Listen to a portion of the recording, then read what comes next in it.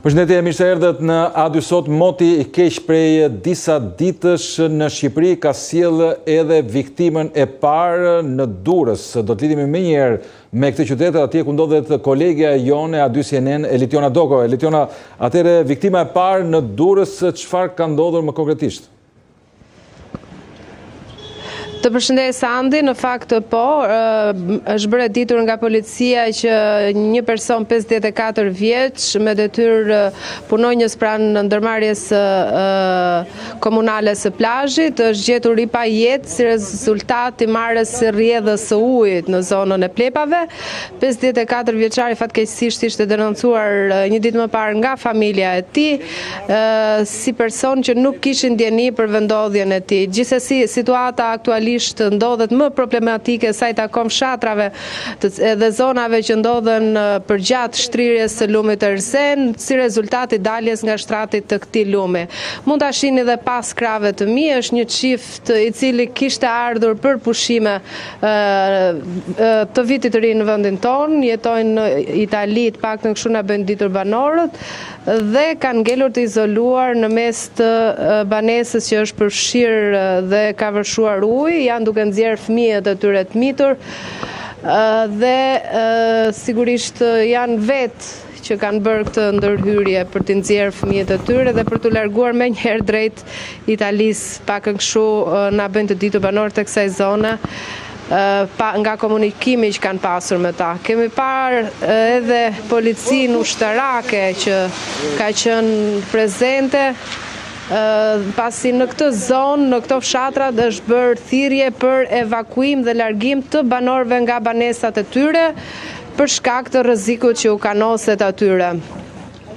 Por nga intervistat dhe komunikimet që kemi mundur të realizojmë në këto zona, qytetarët dhe banorët nuk pranojnë që të largohen pasi kanë hallin e gjës së gjallë apo edhe atyre se ç'kan në banesat e tyre. Është një situatë në fakt tepër e vështirë për banorët e këtyre zonave, që uji tashmë ka arritur pothuajse 1/2 metri, paktën nga dalja e shtratit të lumit Erzen këtu në zonën ku ne ndodhemi në Katund Sukth.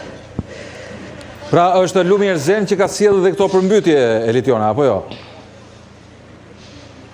Po, në fakt ne kemi pasqyruar situatën në VMC dhe deri ditën e djeshme, të paktën deri në orët e para të mëngjesit sotëm, situata ka qenë problematike në qytet, por pas arritjes kuotave maksimale të prurjeve në lumin Erzen, ky i fundit ka dalë nga shtrati duke shkaktuar të gjithë problematikën në njësitë administrative të Bashkisë Durrësit, në Sukth dhe në të gjithë fshatrat pjesë përbërëse e kësaj njësie administrative. Situata është tepër i vështirë sigurisht, pasi ka edhe një rënje të ndjeshme të temperaturave për banorët që tashmë ndodhen të izoluar në banesa, apo që ju duhet të largohen prej andej për të marrë masa për largimin e gjës gjallë, apo edhe atyre pak rendive që mund të marrin me vete. Është realisht një situatë tepër e vështirë, do thoja unë, dhe dramatike për qytetarët vetë. Sot drejtuese e kësaj task force, le ta themi, është ministra e brendshme Albana Koçiu, e cila ka zhvilluar një takim në prefekturën e qarkut Durrësit dhe ka lëshuar edhe thirrjen për evakuim të banorëve të zonës, largim prej aty. Në takimin dhe në komunikimin që ka pasur ky komiteti i emergjencave civile në prefekturën e qarkut, fokusi tashmë nga qyteti është vendosur në periferi përgjatë shtrirjes së lumit Erzen dhe gjithë fshatrave që tashmë ndodhen në ujë, në banesat kryesisht që është problemi edhe vështirësia më e madhe, por me mijëra hektar tokë bujqësore, ashtu që prej ditës mëngjesit sotëm ndodhen në pushtetin e ujit. Elitiona, ju thatë se në Sukth dhe Katundëri pikërisht banorët refuzojnë të evakuohen pas urdhrit të autoriteteve për të evakuimin e tyre. Por si veprohet në të tilla raste? Në fakt, thirrja për largimin nga banesa është bërë nga vetë institucionet shtetërore që këta të fundit të largohen nga ambientet e baneseve, pasi prurjet në lumet e Erzem vazhdojnë të shtohen edhe në momentet që flasim.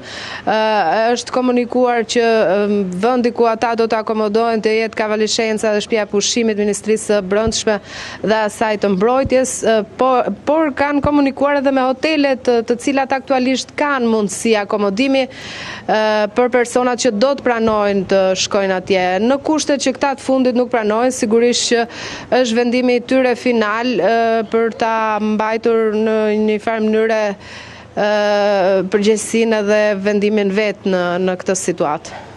Nuk di nëse keni ndonjë informacion, Elitiona, pikërisht për fshatrat e Krujës, ku dhe aty ka vëshime ujë. Në fakt, unë jam pozicionuar dhe kam ndjekur nga afër situatën në pjesën e bashkisë Durrësit, në njësitë administrative pjesë saj dhe në Sukth dhe në të gjithë njësinë administrative ku sot ka pasur probleme.